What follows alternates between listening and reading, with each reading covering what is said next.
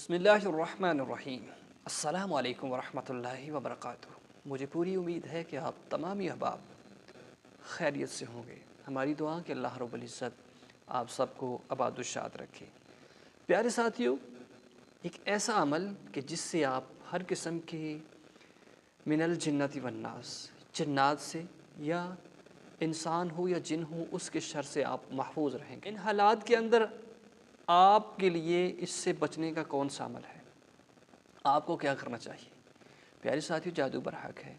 जादू हो सकता है, जादू से इनकार नहीं किया जा सकता। अगर आप कहते हैं कि जी नहीं, मेरे ऊपर जादू नहीं, तो इसको मालूम करने का तरीका क्या है और उससे निजात का तरीका क्या है? दो अहम काम आज मैं आपको बताने जा रहा हूँ, यानी कि दो काम कि जिनसे आप जादू की हर किस्म के शर से, नुकसान से महफूज रहेंगे।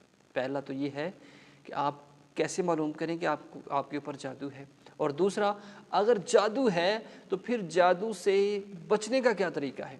प्यारे साथियों, अल्लाह रब्बुल इज़्ज़त का कलाम जो है, इसके अंदर शिफा है, बरकत है।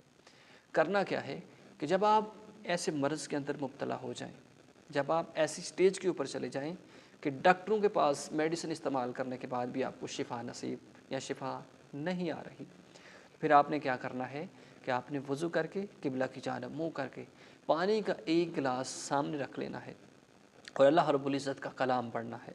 सबसे पहले सूरह फातिहा की तिलावत करें, सूरह बकरा का पहला रुकू, सूरह बकरा का आखिरी रुकू, और उसके बाद आपने सूरह नास और सूरह फलक की तिलावत करनी है।